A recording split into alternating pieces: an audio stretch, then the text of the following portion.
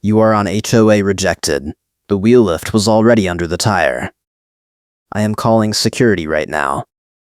That was the first thing I heard before I even got my door open.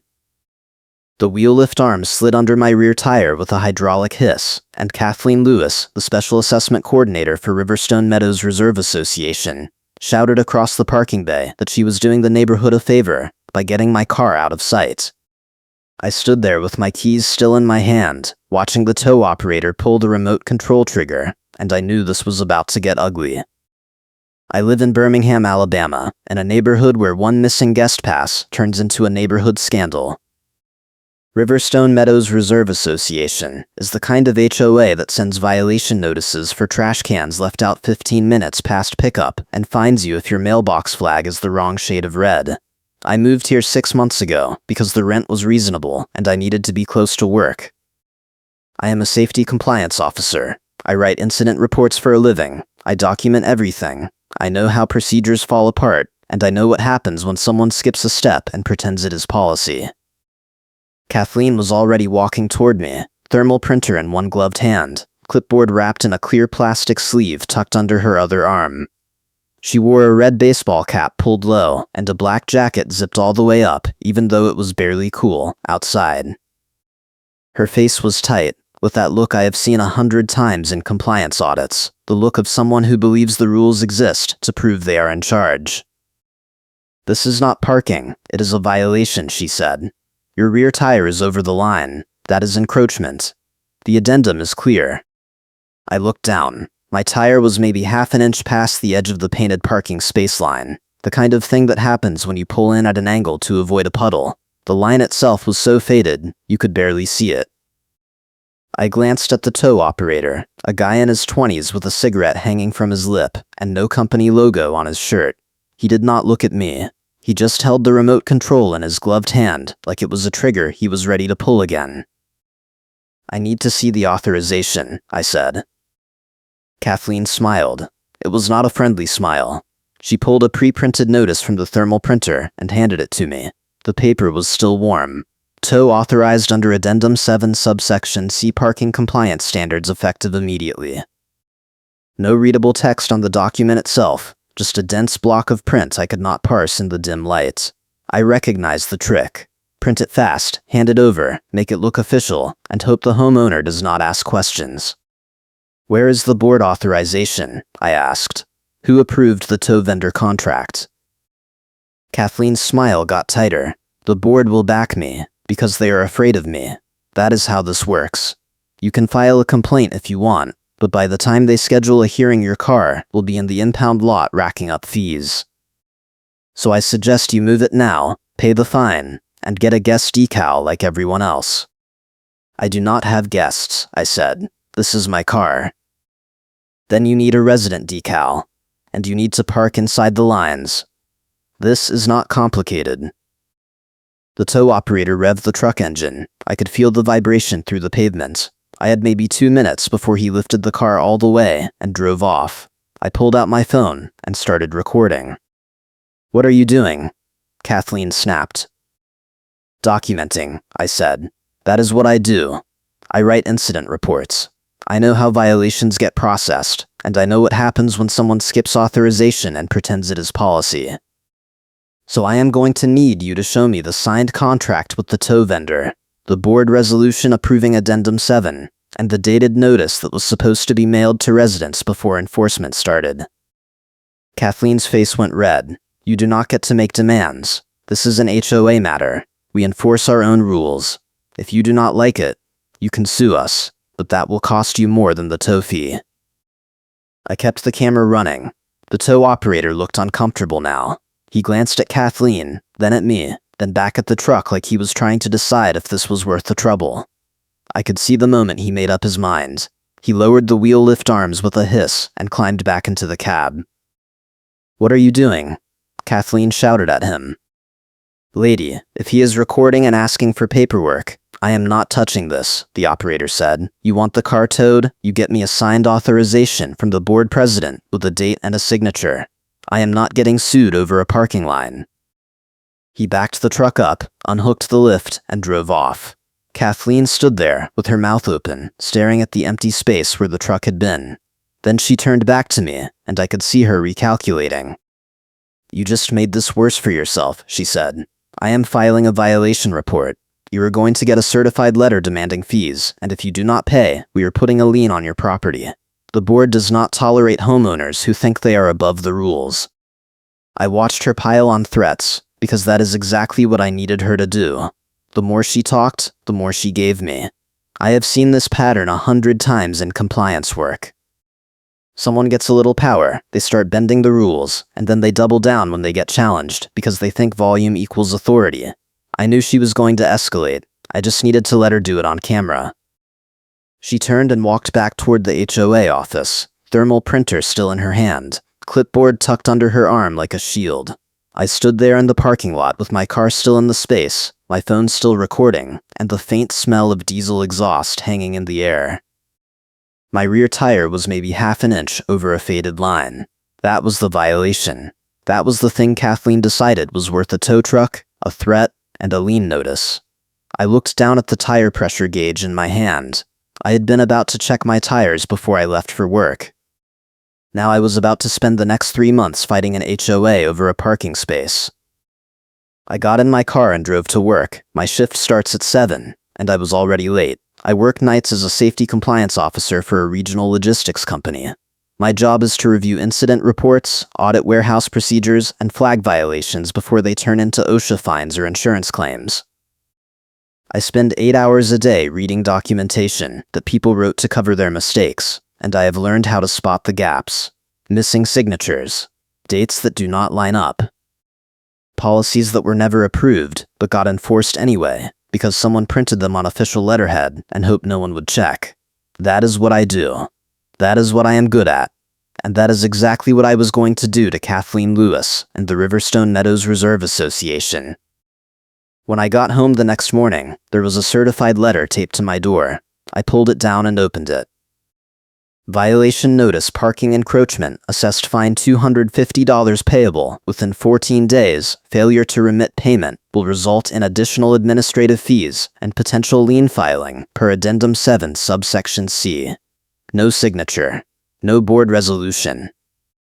No reference to a date when Addendum 7 was supposedly approved, just a demand for money and a threat. I sat down at my kitchen table and pulled out my laptop. I logged into the HOA portal and searched for Addendum 7. It was not there. I searched for board meeting minutes from the last 6 months. Half of them were missing. I searched for vendor contracts. Nothing. I searched for the parking policy. The only document I could find was a 2-page PDF from 2019 that said guest parking was allowed in designated overflow areas, and residents could park in assigned spaces without a decal as long as the vehicle was registered to the homeowner. No mention of encroachment. No mention of TOW on-site enforcement. No mention of Addendum 7. I called the property management company. A woman named Sandra answered. She sounded tired. "Riverstone Meadows. How can I help you?" "I need a copy of Addendum 7 subsection C," I said. "I got a violation notice referencing it, but I cannot find it in the online portal." "Hold on." There was a long pause. Clicking. More clicking. "I do not see an Addendum 7 in our system. Are you sure that is the right reference?" "That is what the notice says," I told her. "It also says I am going to get a lien if I do not pay $250 in 14 days. Sandra sighed. "Let me pull your account. What is your address?" I gave her the address. More clicking. "Okay, I see a violation filed by Kathleen Lewis yesterday for parking encroachment, but I do not see any board authorization for a tow, and I do not see any approved fee schedule that includes $250 for encroachment. The standard parking fine is $50 for a first offense. Let me escalate this to the board liaison and get back to you." "When?" I asked, because the notice says I have 14 days, and I need to know if this is a real policy or if someone is just making things up. "I will have an answer by end of business tomorrow," Sandra said. "In the meantime, do not pay anything. If the violation is not valid, we will void it." I hung up and pulled up the HOA bylaws. I read them cover to cover. It took 2 hours. The bylaws said all fines and enforcement actions had to be approved by a majority vote of the board at a noticed meeting, and any new policies had to be mailed to homeowners at least 30 days before enforcement. There was no exception for parking. There was no emergency enforcement clause. There was no provision that let Kathleen or anyone else call a tow truck without board authorization. I had her. I just needed to prove it. The next day, I got a call from Sandra. She sounded even more tired than before. I talked to the board liaison, she said. They are aware of the situation. They said Kathleen was acting under her authority as Special Assessment Coordinator, and the parking enforcement policy was approved at an executive session last month. Was the session noticed? I asked. I do not have that information. Was the policy mailed to residents? I do not have that information either. Then I need copies of the meeting minutes, the notice, and the mailing log, I said, because the bylaws require all of that, and if it does not exist, the policy is not enforceable. Sandra was quiet for a moment. I will submit a records request on your behalf. It may take a few days. The bylaws say you have to respond within 10 business days, I said. I will be counting. I hung up and went to work. My mind was already 3 steps ahead. I knew what was going to happen next.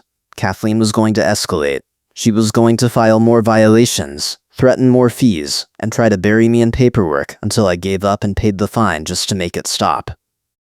That is how these things work. The HOA counts on homeowners not having the time or the energy to fight back. They count on people being afraid of liens and lawyers and the cost of going to court. But I am not most people. I have time. I have energy. And I have a filing cabinet full of incident reports that taught me how to turn someone's own documentation into a noose. 3 days later, I got another certified letter. This one was thicker. Lien notice failure to remit payment for parking encroachment violation, plus administrative fees, totaling $475 lien, will be filed with the county recorder within 7 days, unless payment is received legal fees, and collection costs will be added. I opened the envelope and found 3 pages of dense print, none of it signed, none of it referencing a specific board resolution or a recorded vote. Just threats. I called Sandra again. She picked up on the first ring. I got a lien notice, I said, for $475. That is more than double the original fine. Where did the extra fees come from? Let me look. Clicking. Okay, I see administrative fees of $100, legal review fees of $75, and a late payment surcharge of $50. The original notice gave me 14 days, I said. It has been 5 days. How is that a late payment?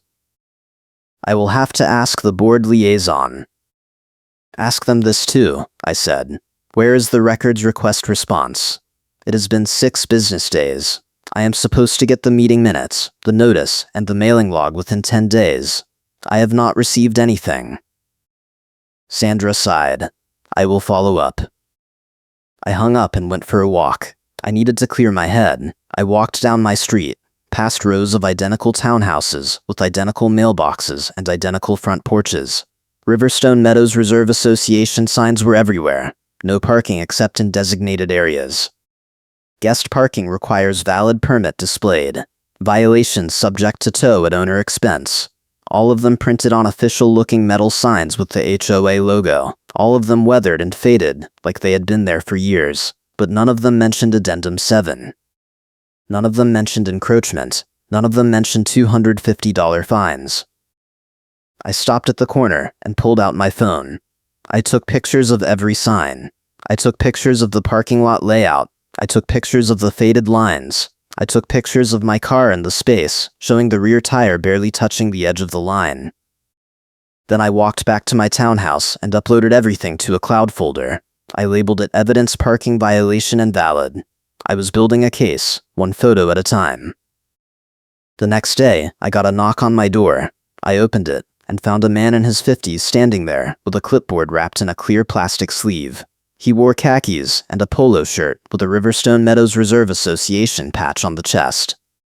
He had the forced smile of someone who did not want to be there. "Hi, I am Greg," he said. "I am the property manager. I wanted to talk to you about the parking situation." "Come in," I said. Greg stepped inside and glanced around like he was doing an inspection. He did not sit down. He just stood there with the clipboard held against his chest like a shield. "So, the board asked me to come by and see if we can resolve this without it turning into a bigger issue," he said. "Kathleen filed a violation. You disputed it. And now we are at the point where it is going to cost everyone more money if we do not figure something out." "I am happy to resolve it," I said. "Void the violation, refund any fees I paid, which is 0, and provide the records I requested. Meeting minutes, notice, mailing log. That is all I need." Greg shifted his weight. "The board is concerned that if they void this violation, it sets a precedent. Other homeowners might start parking however they want, and then enforcement becomes impossible." "Then, enforce the actual rules," I said, "not the ones Kathleen made up. Show me Addendum 7. Show me the board vote. Show me the 30-day notice that was supposed to be mailed to residents before enforcement started. If you can show me those things, I will pay the fine right now." Greg looked down at his clipboard. "I do not have those documents with me." "Then get them," I said, "because I am not paying for a violation that does not exist." Greg left. I watched him walk back to his car, a silver sedan with a property management company decal on the door. He sat in the driver's seat for a minute, phone pressed to his ear, then drove off. I knew what was happening. He was calling the board. He was telling them I was not backing down. And they were going to tell him to escalate. 2 hours later, my phone rang. Unknown number. I answered. "This is Kathleen Lewis. I need you to stop harassing the property manager." "I did not harass anyone," I said. "I asked for the records I am entitled to under the bylaws. That is not harassment. That is transparency." "You are making this a nightmare for everyone," Kathleen said. "All you had to do was pay the fine and move on. But you had to turn it into a crusade, and now the board is talking about taking legal action." "Legal action for what?" I asked. "Asking questions? Requesting public records? If the board wants to sue me for following the bylaws, I would love to see that complaint." Kathleen's voice went cold. "You are going to regret this. I am filing another violation for your refusal to cooperate with HOA enforcement. That is another $250. And if you do not pay both fines within 7 days, we are putting a lien on your property and adding legal fees. You can fight it in court if you want, but that is going to cost you thousands, and you are going to lose. I will see you at the hearing," I said, and hung up. I sat there for a minute, staring at the wall. Kathleen had just handed me another gift. Refusal to cooperate with HOA enforcement. That is not a thing. There is no provision in the bylaws for fining a homeowner for asking questions. She was inventing violations now, stacking them up, hoping I would crack under the pressure. But every fake violation was another piece of evidence. Every threat was another line in the incident report I was building. I opened my laptop and started typing. Violation 2 filed by Kathleen Lewis, refusal to cooperate, no bylaw reference, no board authorization pattern of escalation without documentation. I was 3 pages into my notes when I got an email. Subject records request response. I opened it. Attached, please find the requested meeting minutes and parking enforcement policy documents. I downloaded the files and opened them. The meeting minutes were 2 pages long, dated 3 weeks ago, and labeled Executive Session Parking Compliance Review. No attendee list. No vote record. Just a paragraph that said the board reviewed parking enforcement procedures and authorized the Special Assessment Coordinator to implement immediate compliance measures. That was it. No mention of Addendum 7, no mention of fines, no mention of tow vendors. The parking enforcement policy document was worse. It was a single page with a clip art border and a header that said Riverstone Meadows Reserve Association Parking Addendum 7 subsection C. The text said encroachment violations would be subject to immediate tow and a fine of $250 payable within 14 days, with additional administrative and legal fees for non-compliance. At the bottom, in tiny print, it said approved by board executive session and effective immediately. No date, no signatures, no reference to a recorded vote. I printed everything and put it in a folder. Then I pulled up the bylaws again and cross-referenced the executive session rules. Executive sessions were allowed for personnel matters, legal strategy, and contract negotiations. They were not allowed for policy changes that affected all homeowners. Any policy that imposed fines or enforcement actions had to be approved at a noticed meeting with a quorum and a recorded vote. Kathleen and the board had skipped every step. They had invented a policy in a closed-door session, slapped a fake addendum number on it, and started enforcing it without telling anyone. I had enough. I opened a new document and started writing a formal complaint. Violation of Bylaws, Article 4, Section 3. Failure to notice policy changes, failure to conduct recorded vote for enforcement actions, fraudulent use of executive session authority, pattern of retaliation against homeowner exercising bylaw rights. I attached the fake Addendum 7 document, the meeting minutes with no vote record, the violation notices with escalating fees, and the records request response that proved the board knew they were operating outside the rules. Then I emailed it to every board member, the property manager, and the management company corporate office. The response came fast. My phone started ringing within an hour. I let it go to voicemail. Then I got a text from Greg, the property manager.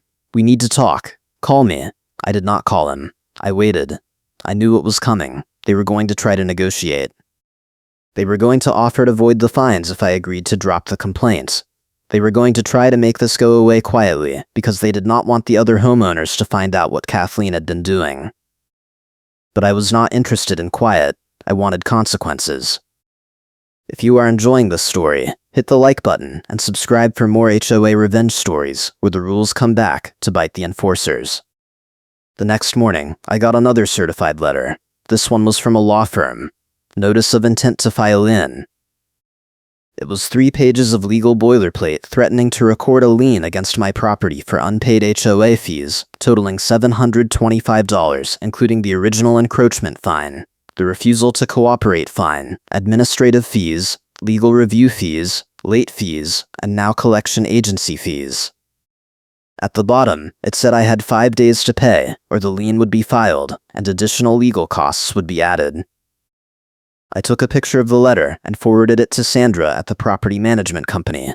Then I called a real estate attorney I know from work. Her name is Monica. She does HOA disputes on the side, and she has a reputation for making boards regret overreach. Monica answered on the second ring. "What did you do?" "I got into a fight with my HOA over a parking space," I said. "Now they are threatening a lien for $725, based on a policy that does not exist." "Send me everything," Monica said. I sent her the fake Addendum 7 document, the meeting minutes, the violation notices, the lien threat, and my formal complaint. She called me back 20 minutes later. "This is bad," she said. "Not for you. For them. They violated about 6 different provisions of the Alabama Uniform Common Interest Ownership Act. If they file this lien, you can sue them for wrongful lien, abuse of process, and statutory damages. You will win, and they will have to pay your attorney fees, plus a penalty. Do you want me to send them a letter?" "Yes," I said. "It is going to cost you $500 for the letter. If it goes to court, we will talk about a retainer. But I think once they see my letterhead, they will back off. Boards do not like real lawyers." "Send the letter," I said. Monica hung up. I sat there feeling the first hint of momentum shift. Kathleen had escalated as far as she could without actually filing the lien, and now she was about to find out what happens when you threaten someone who knows how the system works and has access to a lawyer who is not afraid of HOA boards. 2 days later, I got a call from Greg, the property manager. He sounded nervous. "We received a letter from your attorney," he said. "The board would like to resolve this matter without further legal action. They are willing to void both violations and waive all fees if you agree to withdraw your complaint." "No," I said. "No? I want a formal apology from the board, a public retraction of the violations, and a copy of the corrected parking policy that was actually approved at a noticed meeting with a recorded vote. I also want confirmation that Kathleen Lewis no longer has authority to issue violations or call tow trucks without board approval. And I want all of that in writing, signed by the board president, and posted in the HOA newsletter so every homeowner knows what happened. Greg was quiet for a long moment. I do not think the board is going to agree to that. Then we will see them in court, I said, and hung up. That night, I got a text from a neighbor I barely knew. Her name was Lisa. She lived 3 doors down and worked as a real estate agent. The text said, "I heard you were fighting the HOA over parking. Can we talk?" I called her. Lisa answered immediately. "Thank you for calling," she said. "I have been trying to get people to push back on Kathleen for months. She has been filing bogus violations left and right, threatening liens, calling tow trucks on guests, and the board just lets her do it because they are afraid of her. I have a client who almost lost a sale because Kathleen filed a lien 2 days before closing over a trash can violation that was not even real. If you are serious about taking her down, I want to help." "What do you have?" I asked. "Witness statements," Lisa said. "Photos.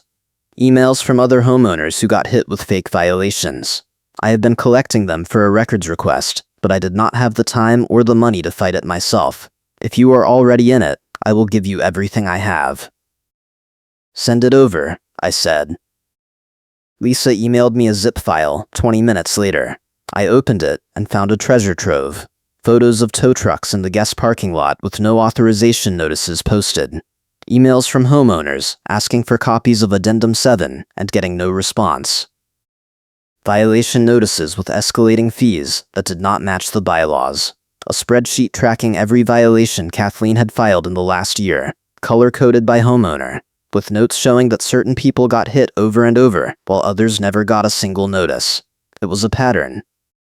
It was selective enforcement, and it was exactly what I needed. I forwarded everything to Monica. She called me back the next morning. "This is gold," she said. "If you take this to a hearing, the board is going to have a very hard time defending Kathleen. Selective enforcement is a huge liability. If they have been targeting certain homeowners while ignoring the same violations from others, that is discriminatory enforcement, and it opens them up to fair housing complaints. You need to get this in front of the board at the next meeting." "When is the next meeting?" I asked. "Check the HOA website. They have to post the schedule." I checked. The next board meeting was in 5 days. I printed Lisa's evidence, added it to my folder, and started drafting a presentation. I was not going to let this slide. I was going to walk into that meeting, put every piece of evidence on the table, and make the board choose between Kathleen and their own liability. But Kathleen was not done.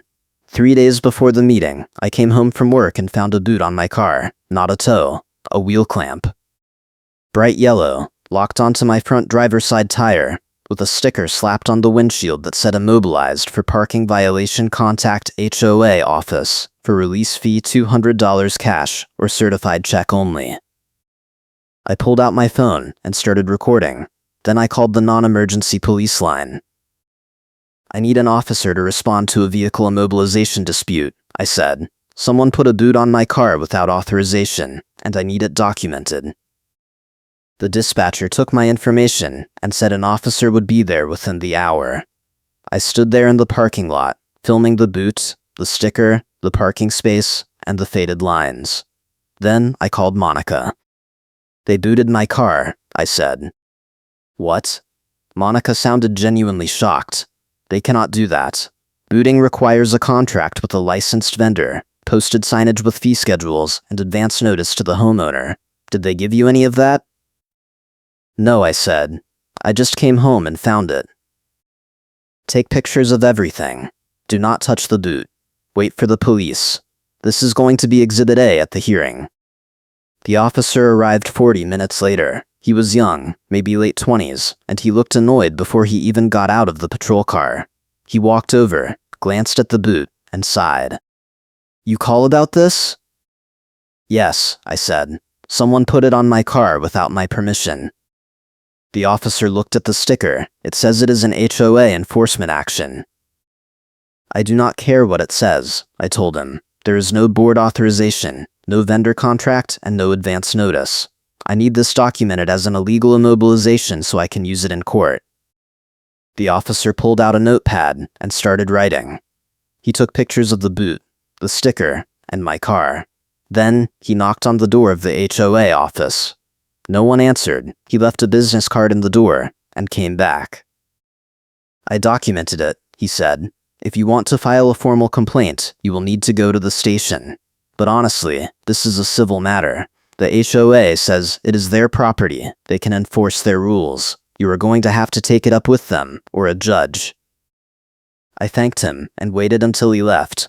Then I called a locksmith. I was not going to pay Kathleen $200 to remove a boot she had no authority to install. The locksmith showed up an hour later, a guy in his 50s with a toolbox and a skeptical look. "You want me to cut a boot off an HOA car?" he asked. "It is my car," I said. "The HOA has no legal authority to immobilize it. I have documentation."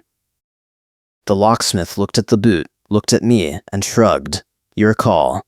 But if they come after me, I am going to tell them you told me to do it." "Fine," I said. He cut the boot off in under 5 minutes. I paid him in cash, loaded the boot into my trunk, and drove to Monica's office. I walked in with the boot under my arm and dropped it on her desk. "Exhibit A," I said. Monica stared at the boot, then at me, then started laughing. "You stole the boot?" "I removed an illegal immobilization device from my property," I said. "Big difference." Monica took pictures of the boot, the sticker, and the serial number stamped on the clamp.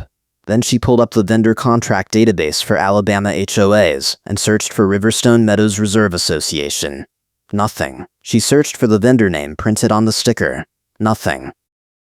"This vendor does not have a contract with your HOA," Monica said. "In fact, I do not think this vendor exists. The company name on the sticker is not registered in Alabama. Kathleen either bought this boot herself or she borrowed it from someone. Either way, she just committed theft of services, unlawful restraint, and possibly fraud." "Can we use this at the hearing?" I asked. "Absolutely. And I am going to send a copy of this to the county attorney. If Kathleen is running a side hustle immobilizing cars without authorization, that is a criminal matter." Monica drafted a letter and sent it that afternoon. Then she called me. "I just got a very angry call from the board president," she said. "He said you stole HOA property and he wants it back." "Tell him I will bring it to the hearing," I said. "He can have it back after I show it to the board and explain how Kathleen has been extorting homeowners with fake enforcement." Monica laughed. "You are going to give that man a heart attack." The next 2 days were a blur. I got 3 more calls from Greg the property manager, 2 voicemails from Kathleen threatening legal action, and 1 email from the board president asking me to return the boot and drop my complaint in exchange for a full refund of all fees, and a promise to review parking enforcement procedures. I ignored all of it. I was not interested in promises. I was interested in consequences. The board meeting was scheduled for 7 p.m. on a Thursday. I showed up at 6:45 with Monica, Lisa, and a cardboard box full of evidence. The meeting was held in the HOA community room, a bland space with folding chairs and a long table at the front where the board sat. There were maybe 20 homeowners in the audience, most of them looking bored or annoyed. Kathleen was sitting in the front row, clipboard wrapped in a clear plastic sleeve on her lap, thermal printer sitting on the chair next to her like a prop. She glared at me when I walked in. The board president, a man in his 60s named Donald, called the meeting to order. He read through the agenda in a monotone voice, approving the minutes, approving the budget report, approving a landscaping contract. Then he got to new business. "We have a homeowner complaint regarding parking enforcement," Donald said. He looked directly at me. "I assume you are here to present?" "I am," I said. I stood up and walked to the front of the room. Monica and Lisa stayed in their seats, but I could feel them watching. I opened the cardboard box and pulled out the fake Addendum 7 document, the violation notices, the lien threat, the wheel clamp, and Lisa's evidence folder. I laid everything on the table in front of the board. "This is Addendum 7 subsection C," I said, holding up the document. "It was supposedly approved at an executive session 3 weeks ago. Except executive sessions are not allowed for policy changes that impose fines on homeowners. That is a violation of the bylaws." This is a violation notice issued by Kathleen Lewis for parking encroachment, I said, holding up the first notice. The fine is $250. Except the bylaws say the standard parking fine is $50 for a first offense. This is a lien threat for $725, I said, holding up the law firm letter. It includes fees that were never approved by the board and were invented by Kathleen to intimidate me into paying. And this, I said, lifting the wheel clamp onto the table, is a boot that was illegally installed on my car 3 days ago, with no vendor contract, no advance notice, and no board authorization. The board members stared at the boot. Donald cleared his throat. Where did you get that? Off my car, I said, after your special assessment coordinator illegally immobilized my vehicle and demanded $200 cash to remove it.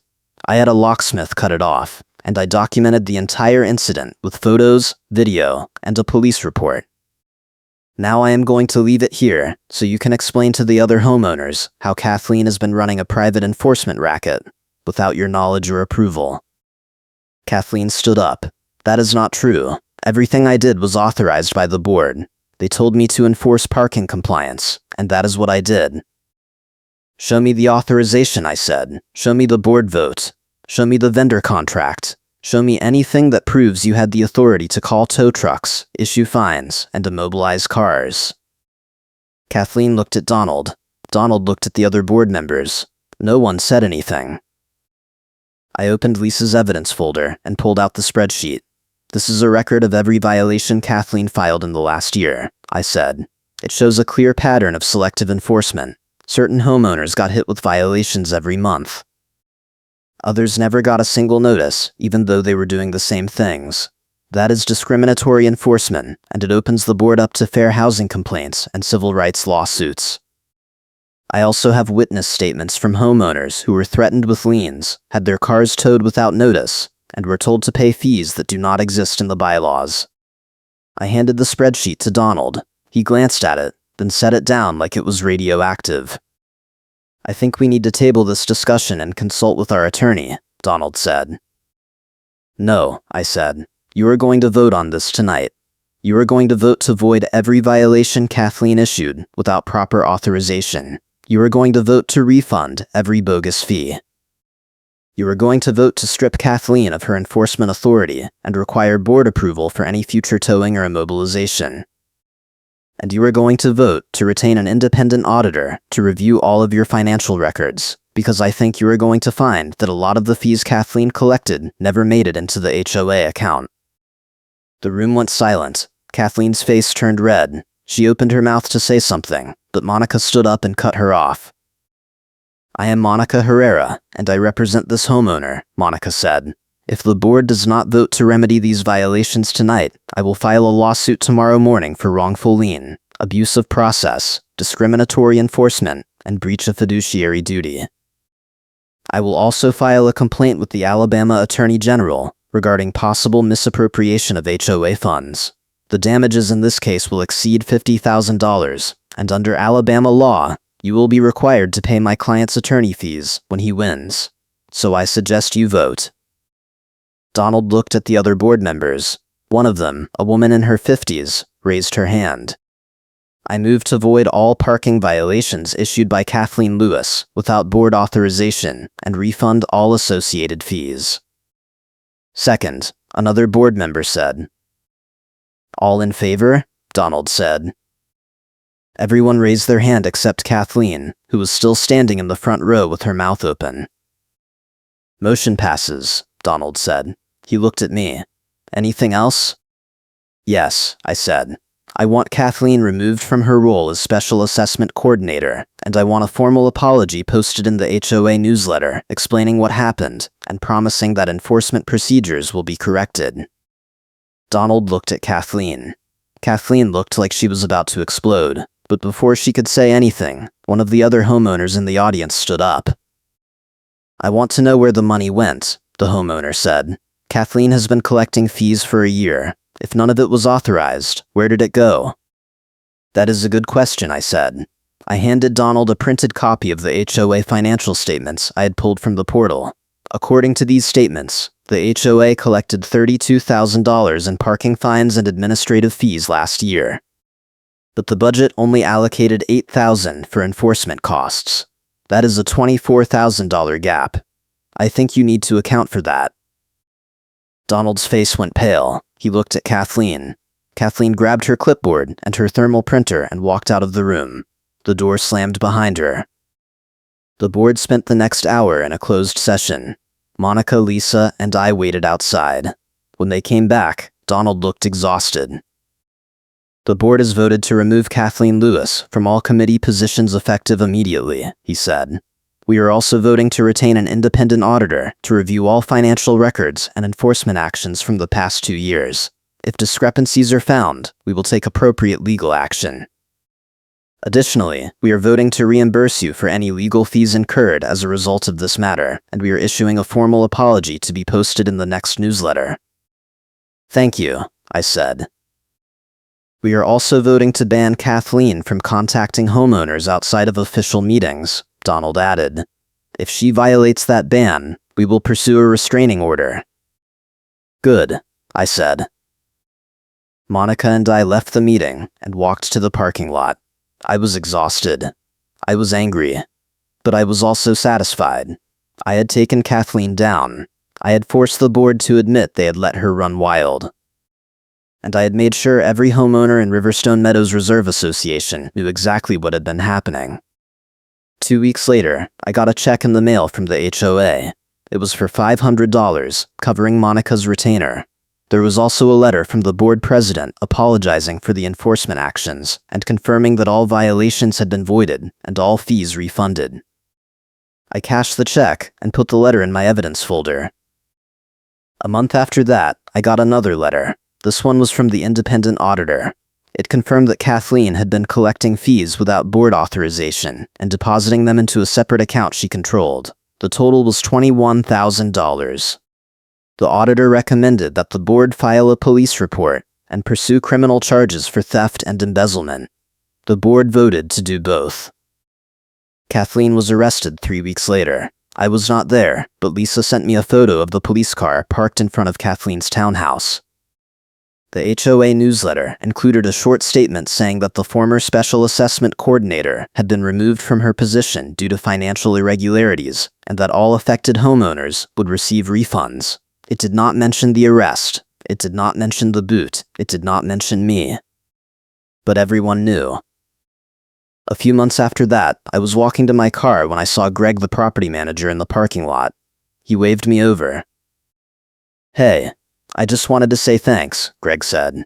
Kathleen was a nightmare. The board knew it, but they did not have the guts to do anything about it. You forced their hand. The new assessment coordinator is actually following the rules now, and we have not had a single complaint since Kathleen left. Good, I said. Also, the auditor found about 15 other violations Kathleen was running on the side. Trash can fees, landscaping fines, pet registration fees, all fake. The board is issuing refunds to everyone she hit. It is going to take months to sort out, but at least it is getting fixed. I am glad it worked out, I said. Greg nodded and walked back to his car. I stood there for a minute, looking at the parking space where this whole thing started. The lines were still faded, the paint was still chipped, my tire was still half an inch over the edge, but no one cared anymore. A week later, I got a call from Monica. I have some news, she said.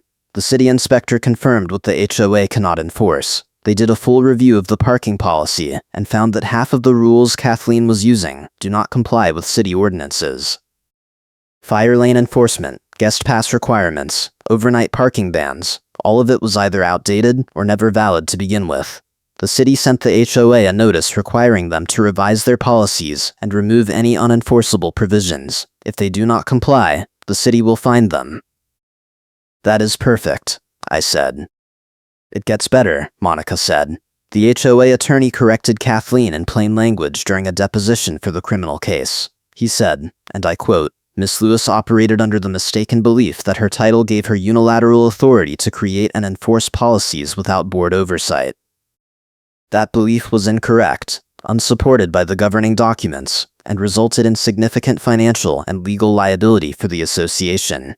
Kathleen tried to argue that the board told her to do it, and the attorney shut her down. He said the board gave her a general directive to improve compliance, not permission to invent fees and threaten homeowners. I love it, I said. And here's the kicker, Monica said. The HOA just settled with you. They are paying your filing fees to end the fight. You are getting another check for $1,500 to cover the cost of the records requests, the legal consult, and your time. They are also issuing a public statement at the next board meeting, acknowledging that the parking enforcement procedures were flawed and that you were wrongfully targeted. You won. I hung up and sat down at my kitchen table. I pulled out the evidence folder and flipped through the documents. The fake Addendum 7, the violation notices, the lien threat, the boot, the spreadsheet, the witness statements, the police report. Everything I had collected, everything I had documented, everything I had used to take Kathleen down. It was over. A few days later, I was at the grocery store when I ran into Lisa. She was carrying a bag of groceries and grinning. "Did you hear?" she said. "The board voted last night to ban predatory towing. No more tow on-site rules. No more booting. No more surprise fees. They also voted to require board approval for any enforcement action that affects a homeowner's vehicle. Kathleen's entire playbook is gone." "That is great," I said. "And the best part," Lisa said, leaning in, "Kathleen tried to show up at the meeting to complain, and security escorted her out. She is banned from HOA property pending the criminal trial. She cannot even come to her own townhouse without a police escort." I could not help but smile. It was the kind of karma that felt almost too perfect. Kathleen had spent months threatening me with tows, boots, liens, and legal action. She had piled on violations, invented fees, and screamed that the board would back her because they were afraid of her. And now, she was the one who could not even set foot in the neighborhood without a cop watching her. A month later, I got one last letter from the HOA. It was a formal apology, signed by the entire board, posted in the newsletter, and mailed to every homeowner.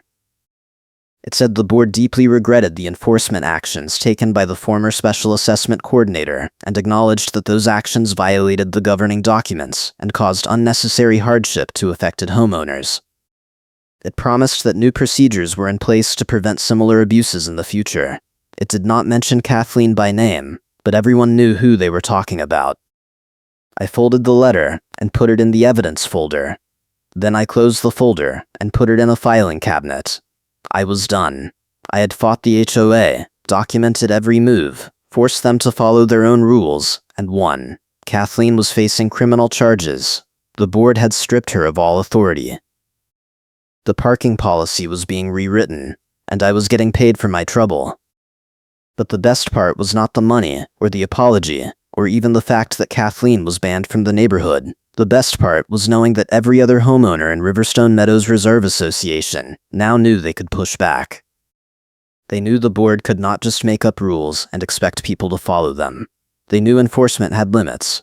They knew documentation mattered. And they knew that if someone like Kathleen tried to pull the same stunt again, there would be consequences.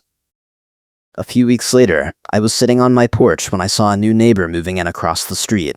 He was unloading boxes from a truck, and I walked over to say hello. "Welcome to Riverstone Meadows," I said. "Thanks," he said. "I heard this HOA is pretty strict." "It used to be," I said, "but they cleaned house. Just follow the actual rules, document everything, and you will be fine." The neighbor nodded and went back to unloading. I walked back to my porch and sat down. The sun was setting over the rows of identical townhouses, casting long shadows across the parking lot. My car was still parked in the same space, my rear tire still half an inch over the faded line. No one had said a word about it in months. I pulled out my phone and scrolled through the photos I had taken that first day. The wheel lift arms under my tire, Kathleen with her clipboard and her thermal printer, the violation notice, the boot. All of it felt like a lifetime ago, even though it had only been a few months. I had gone from being threatened with a lien to forcing the board to pay my legal fees. I had gone from being targeted by Kathleen to watching her get arrested, and I had done it all with nothing but patience, documentation, and the willingness to follow through. That is what compliance work teaches you. Systems only work when people follow the rules, and the rules only matter when someone is willing to enforce them. Kathleen thought she could skip the rules because no one would check. The board thought they could let her do it because no one would complain. But I checked, I complained, and I made sure everyone knew what happened when you tried to enforce policies that did not exist. I sat there on my porch for a while longer, watching the sun disappear behind the rooftops. Then I went inside, made dinner, and went to bed. The next morning I woke up, went to work, and came home to a quiet neighborhood where no one was threatening to tow my car or put a boot on my tire. It was not exciting. It was not dramatic. But it was exactly what I wanted. A place where the rules made sense, where enforcement was fair, and where people like Kathleen could not run wild just because they had a title and a clipboard. A couple of months after that, I ran into Greg again. He was inspecting a landscaping project near the HOA office, and he waved me over. "Hey, I wanted to give you an update," Greg said.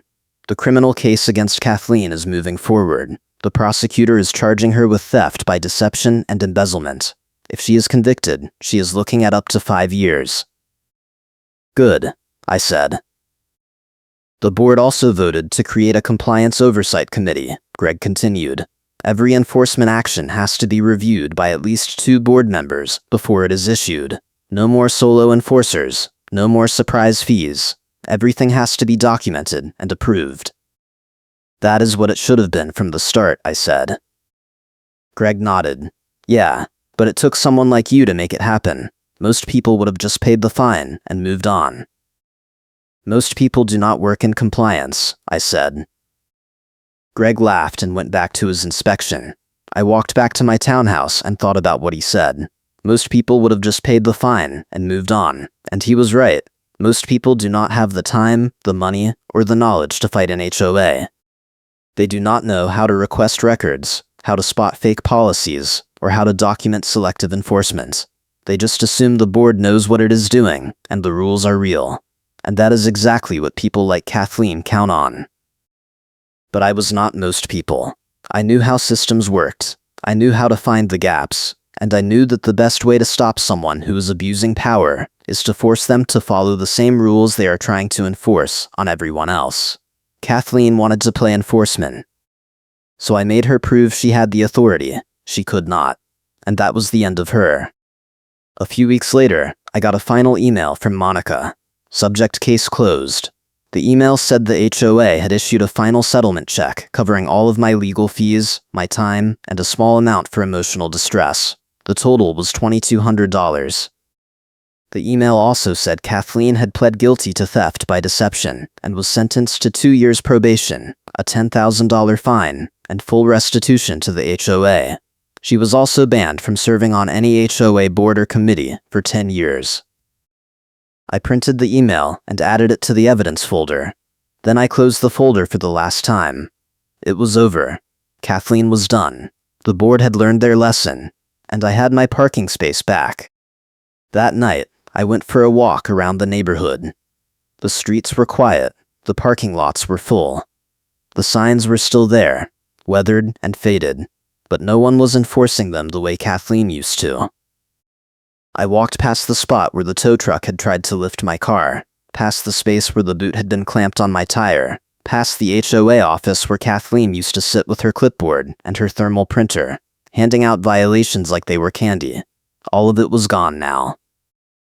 All of it was history. I stopped at the corner and looked back at my townhouse. The lights were on inside. My car was parked in the driveway. No boot, no tow threat, no violation notice taped to the windshield. Just a car, in a space, in a neighborhood where the rules finally made sense. That was all I wanted. That was all I fought for, and that was what I got. I walked back to my townhouse, went inside, and sat down at the kitchen table. I pulled out my laptop and opened a blank document. Then I started typing. Not a complaint, not a records request, not an incident report. Just a summary of everything that had happened, from the wheel lift arms sliding under my tire, to Kathleen pleading guilty and being banned from HOA service for 10 years. I wrote it all down, every detail, every document, every conversation. When I was done, it was 20 pages long. I saved it, backed it up to the cloud, and emailed a copy to Lisa. Subject: lessons learned. Lisa replied an hour later. This is amazing. Can I share it with the other homeowners? Go ahead, I wrote back. Maybe it will help someone else. The next day, I got a dozen emails from homeowners thanking me for what I did. Some of them said they had been targeted by Kathleen too, and were glad she was finally held accountable. Others said they had been afraid to speak up because they did not want to become her next target. One homeowner said she had been considering selling her townhouse just to get away from the HOA, but now she felt like she could stay. I replied to every email. I told them to keep copies of everything, to request records when something did not make sense, and to never assume the board had authority just because they said they did. I told them that HOAs only work when homeowners hold them accountable, and accountability starts with documentation. I told them what I had learned the hard way: the rules matter, but only if someone is willing to enforce them fairly. A few weeks later, I was at the mailbox when I saw Kathleen. She was walking toward her townhouse with a grocery bag in one hand and a phone pressed to her ear. She did not look at me. She did not say anything. She just walked past like I did not exist. I watched her unlock her door and disappear inside. She looked smaller somehow, like all the bluster and threats had been drained out of her. She was not the HOA enforcer anymore. She was just another homeowner, banned from meetings, stripped of authority, and facing a criminal record that would follow her for the rest of her life. I did not feel bad for her. She had done this to herself. She had chosen to invent policies, collect fees without authorization, and threaten people who questioned her. She had chosen to escalate when she should have backed down.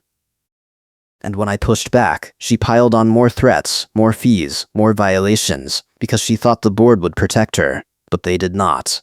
Because at the end of the day, the board cared more about liability than loyalty. And Kathleen became a liability the moment I started documenting her actions. That is the thing about people like Kathleen. They think power comes from fear. They think if they yell loud enough, threaten hard enough, and pile on enough consequences, people will just give up and do what they are told. But power does not work that way. Real power comes from legitimacy.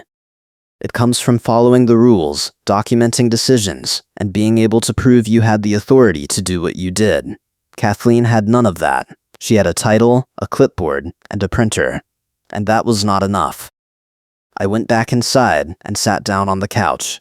My phone buzzed. It was a text from Lisa. The board just posted the new parking policy. No more TOW on site. No more booting. No more guest pass requirements unless you are parked in a fire lane. And all fines have to be approved at a noticed meeting with a recorded vote. It is like a completely different HOA now. That is what we wanted, I texted back. You did this, Lisa replied. You made them change. I put my phone down and stared at the ceiling. Maybe I did. Maybe I did not. Either way, it was done. Kathleen was out. The board was following the rules. And the neighborhood was finally starting to feel like a place where people could live without constantly worrying about fake violations and predatory enforcement. A month later, I got a package in the mail. It was from the board. Inside was a plaque. It said, "In recognition of your commitment to transparency and accountability, Riverstone Meadows Reserve Association." It was cheap, plastic, and probably ordered in bulk. But it was also the first time the board had publicly acknowledged what I did. I hung it on the wall next to my desk, not because I was proud, but because I wanted to remember what it took to get here. That night, I got a call from a homeowner I did not know. Her name was Rebecca. She lived on the other side of the neighborhood, and she said she had just gotten a violation notice from the new assessment coordinator. "I do not think it is valid," Rebecca said. "The notice says I am parked in a fire lane, but I am not. I am in a regular space. I think they made a mistake." "Did you take pictures?" I asked. "Yes," Rebecca said. "Good. Send me the notice and the pictures. I will take a look." Rebecca sent the files an hour later. I opened them and immediately saw the problem. The violation notice referenced a parking space that was marked as a fire lane on the HOA map, but the actual curb paint had faded so much you could not tell it was supposed to be a fire lane. It was the same problem I had with the encroachment violation. Someone was enforcing a rule based on a map instead of what was actually on the ground. I called Rebecca back. This is not valid. The curb paint is not visible, and the bylaws say enforcement has to be based on posted signage or marked curbs, not internal maps. File a dispute with the board and request a hearing. If they push back, let me know, and I will walk you through the records request process. Thank you, Rebecca said. I did not know I could do that. You can, I said. The board has to follow the rules just like everyone else. Do not let them intimidate you. Rebecca filed the dispute the next day. The board voided the violation a week later. The new assessment coordinator sent her an apology and promised to have the fire lane curbs repainted so there would not be any confusion.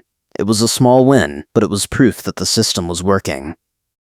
The board was listening. The enforcer was following the rules, and homeowners were starting to push back when something did not make sense. That is all I wanted. A neighborhood where people were not afraid to ask questions, where the rules were clear and enforced fairly, and where no one could abuse their authority without consequences.